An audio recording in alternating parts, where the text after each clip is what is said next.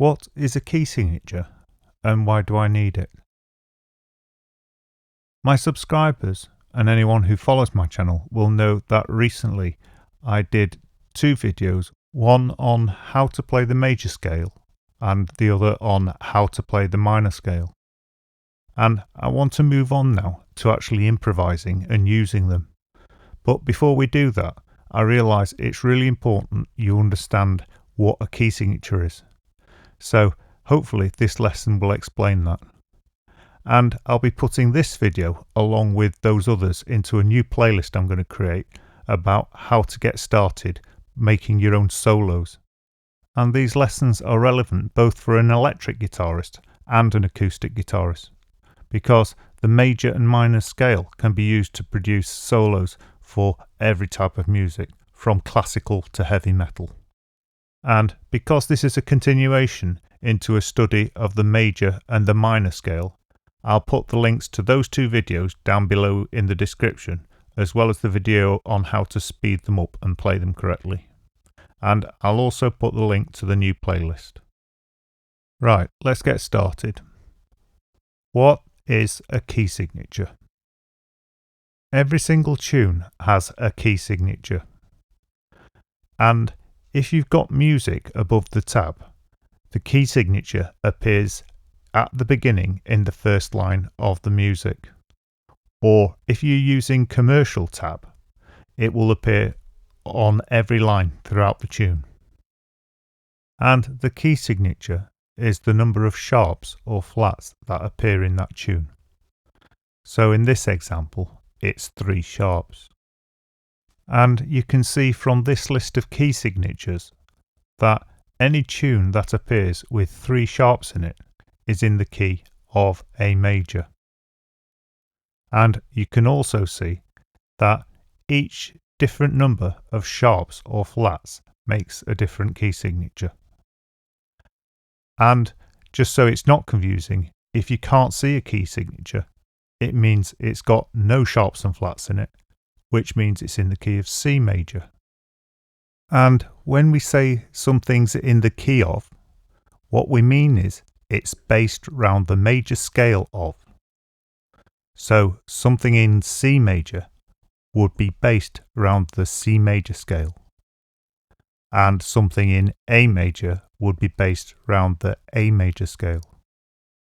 If you'd like a copy of this list of key signatures, as well as everything else I've covered in the theory lessons, in the form of a PDF so you can print it out at your discretion, go to www.ebooks4guitar.com and then click on the lessons and look for the theory lessons.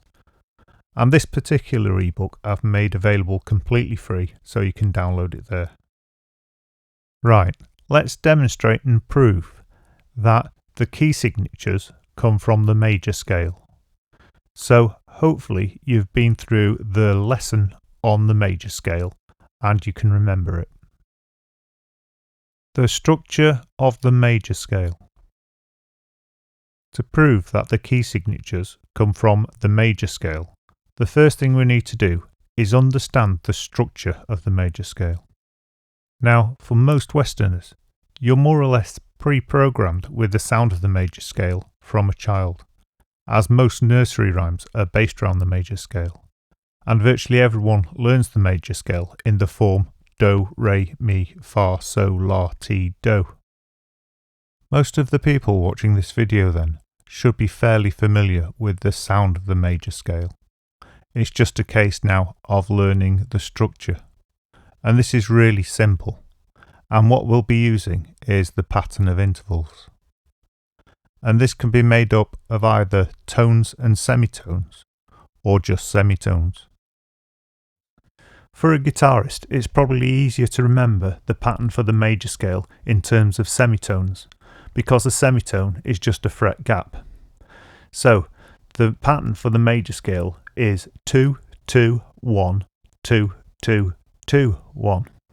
We can demonstrate this on the guitar using either the bottom E string or the top E string. I'll be demonstrating this on the bottom E string. The first note I'll play is the bottom E string. Then 2 frets up, which is the 2nd fret, 2 frets up again, which is the 4th fret, 1 fret up, which is the 5th fret, 2 frets up, which is the 7th fret, 2 frets up again, which is the 9th fret, 2 frets up again, which is the 11th fret, and 1 fret up, which is the 12th fret. I'll do that again more quickly.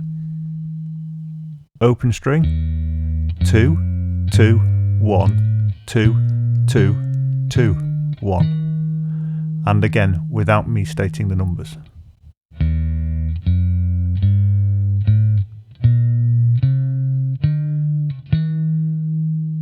You should be able to hear quite clearly that this is a major scale. It is in fact the E major scale. The reason this is an E major scale is because the scale gets its name from the first note that's played, which is the root or the tonic. In this case, it was the open E string. So when we played the G scale, we started on the 3rd fret of the bottom E string, which is the G. And this rule will always remain true. So if you played the same pattern in the 5th fret, it would be an A major scale. If you were to play the same pattern in the 7th fret, it would be a B major scale. And if you were to play the same pattern in the 8th fret, it would be a C major scale. Now, when you play this scale in different positions on the neck, one thing you can't see is the fact that you're playing a different number of sharps and flats every time. And it's important that I demonstrate this to you. So in order to do that, I'm going to use a piano keyboard. Now, I know many of you aren't familiar with a piano keyboard. However, with a piano keyboard, the white notes are the natural notes, and the black notes are the sharps and the flats. Therefore, it's really easy to see when you're playing a sharp or a flat, because you'll be playing a black note. So the first scale we'll use to demonstrate this pattern works will be the C major scale. So we'll start on a C and use the pattern 2-2-1, 2-2-2-1. So let's do that. First note, C. Then we go up 2, so we skip the black and play D. We go up 2, we skip the black, play E. This time we go up 1 and there is no black and play F. Up 2 to G. Up 2 to A. Up 2 to B. And then up 1 again to C. You'll notice again there's no black. So you'll notice here when playing the C major scale we didn't need to play any black notes. And this isn't an accident.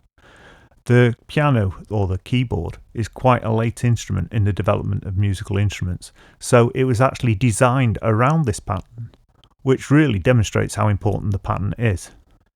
Something else it's important to point out at this time is, if we look at the key signature of C major, you'll notice there are no sharps and flats listed there.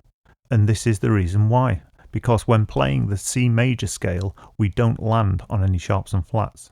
And any tunes in C major are based on the scale of C major, and therefore they don't have any sharps and flats in them. Let's demonstrate this again, starting on a different note, but using the same pattern, 2-2-1, 2-2-2-1.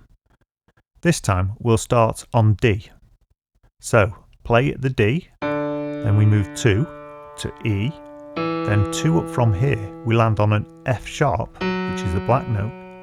Then it's 1, so we land on the G, then 2, so we land on the A, 2 again to the B, 2 again to a black note, which is the C sharp, and then 1 back to the D.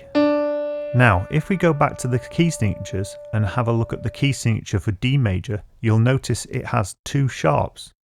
And this is what we've just demonstrated, the fact that we needed to play the F sharp and the C sharp.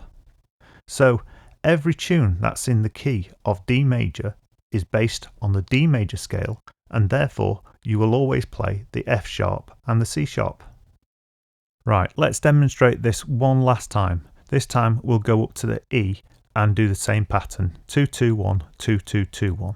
So starting on the E, we do 2 up from there and we land on the F sharp. Then we do 2 up from there, we land on G sharp. Then 1 puts us on A. Then 2 from there is B. 2 up from there is C sharp, then 2 up from there is D sharp, and finally 1 up from there is back to the E. If we look at the key signatures now, you'll notice that the key signature for E major has 4 sharps in it.